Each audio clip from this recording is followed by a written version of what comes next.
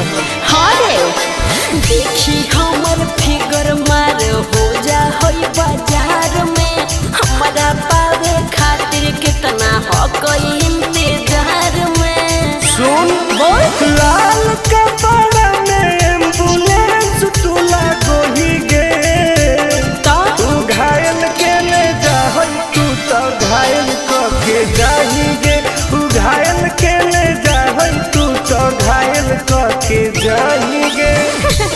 अरे बाप रे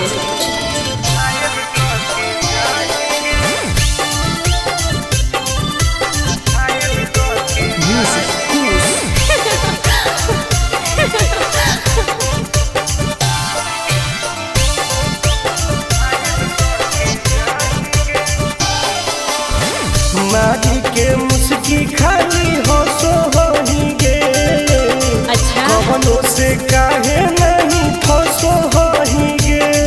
आगे बोल लगे हे सुन उठवा के लहली जानो लेवा हो कोई रे गलिया मिठाई वाला लेवा हो कोई रे बुझले।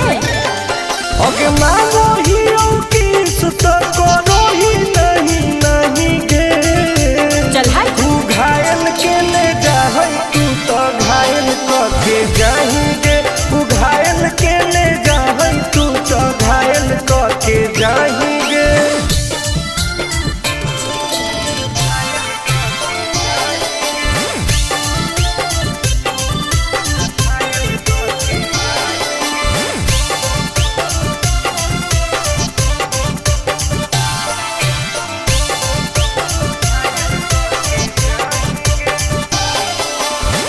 कर ले एडमिट अपना दिल के अस्पताल में ना जब ले कुआर होही तब ले फिलहाल में प्लीज कौन लगे ना रे अहीं तू पास पूरा हो तो नहीं आस रे कान खोल के सुन ले टुन टुन आनंद पराकाश रे दूर रह अगे लड़की ही की लइटर खाली योगी ये लगाही गे ओहो तू घायल के ले जा तू तो घायल के जाही गे तू घायल के ले जा तू तो घायल के जाही गे।